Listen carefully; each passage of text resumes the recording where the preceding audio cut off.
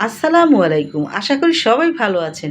আজকে আমি আপনাদের সাথে ঢ্যাঁড়সের আঠা বা লোট ছাড়া ভাজি এই রেসিপিটা শেয়ার করব। ঢ্যাঁড়সের পিচ্ছলেই ভাবটা থাকার কারণে অনেকেই এই ভাজিটা পছন্দ করে না। তাদের সামনে এভাবে পরিবেশন করে দেখবেন, ইনশাআল্লাহ তারাও মজা করে খাবে। এখানে আমি আধা কেজি ঢ্যাঁড়স ধুয়ে তারপর এভাবে ছোট করে কেটে নিয়েছি। এখানে আমি 3 স্লাইস লেবু নিয়েছি এবং আধা কাপ কুচানো পেঁয়াজ নিয়েছি। এখন লেবুটা আমি এই ছাঁকনির সাহায্যে রসটা বের করে নিব। ঢ্যাঁড়স কিন্তু সবসময় ধুয়ে তারপরে কাটবেন, তাহলে আঠালো বা লোটটা একটু কম হবে। এখন আমি লেবুর রসটা আর পেস্টটা একটু কষতে নিয়ে এই কুচানো ঢ্যাঁড়সটার ভিতরে ভালো করে সব কিছু একসাথে মেখে একটু মিশিয়ে নিব। এই ভাজিতে কিন্তু আমি চিংড়ি মাছ ব্যবহার করিনি, তবে আপনারা চাইলে দিতে পারেন। চিংড়ি মাছটা একটু হলুদ, লবণ আর একটু মরিচ দিয়ে আগে ভেজে নিয়ে তারপরে এটার সাথে মিশিয়ে ভেজে নেবেন। এখন চুলার মিডিয়াম হিটে আমি একটি কড়াই দিয়ে কড়াইটি একটু গরম হয়ে যাওয়ার পরে আধা কাপ সয়াবিন তেল দিয়ে 5-6টা শুকনো মরিচ একটু তেলের ভিতরে ভেজে নিয়ে আমি আবারও 1.25 কাপের মতো কুচানো পেঁয়াজ দিয়ে, আসলে পেঁয়াজের পরিমাণটা একটু বেশি হলে খেতে বেশি ভালো লাগে। পেঁয়াজটা আমি একটু হালকা গোল্ডেন কালার করে ভেজে নিব। আমি এখানে 10-12টা কুচানো কাঁচামরিচ দিয়ে 1 মিনিট ভেজে নিব।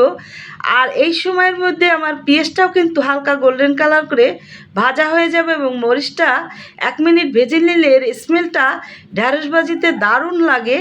এখন আমি ঢ্যাঁড়স কুচানোটা এর ভিতরে দিয়ে ভালো করে একটু মিশিয়ে নিব। মিশিয়ে নিতে নিতে আমি চুলার জালটা কিন্তু মিডিয়াম এবং লোয়ের মাঝামাঝি করে দিয়েছি। এই ভাজিটা আসলে একটু কম হিটে আর একটু রেস্টে রেখে তারপরে নেড়ে তারপরে ভেজে নেই, তাহলে আর এই আঠালো বা লোট যে জিনিসটা সেটা অতটা বের হয় না। আমার পরিবারের সবার কাছে কিন্তু এই ঢ্যাঁড়স ভাজিটা খুবই পছন্দের। তারা শুধু ভাত দিয়ে না, রুটি পরোটা দিয়েও খায়। আর যদি ঠিকমতো ভাজা যায় আমার মনে হয় সবাই এটা পছন্দ করবে। ঢ্যাঁড়স ভাজিটা আমার প্রায় হয়ে এসেছে। এই সময় এখন আমি স্বাদ মতো লবণ এখানে দিয়ে দিব। প্রথমেই দেইনি, কারণ লবণটা দিলে ঢ্যাঁড়সের ভিতরে পানিটা বের হবে আর সে কারণে লোট বা আঠালোটা হবে। আর ঢ্যাঁড়স ভাজি কিন্তু বেশি সিদ্ধ করে তারপরে ভাজবেন না, একটু হালকা কম রেখে তারপরে ভেজে উঠিয়ে নেবেন, তাহলে খেতে বেশি ভালো লাগে। আর এভাবেই ভেজে নিলে ঢ্যাঁড়সের রঙটাও কিন্তু ভেজে নেওয়ার পরে খুব সুন্দর দেখায়। ভাজা হয়ে গেলেই সাথে সাথে অন্য একটি পাত্রে এটা পরিবেশন করে নিতে হবে, কারণ কড়াইয়ের ভিতরে আবারও রেখে দিলে আরও তাপের কারণে সিদ্ধ হয়ে যাবে। তৈরি হয়ে গেল আমার খুব মজার আঠালো বা লোট ছাড়া ঢ্যাঁড়স ভাজির রেসিপি।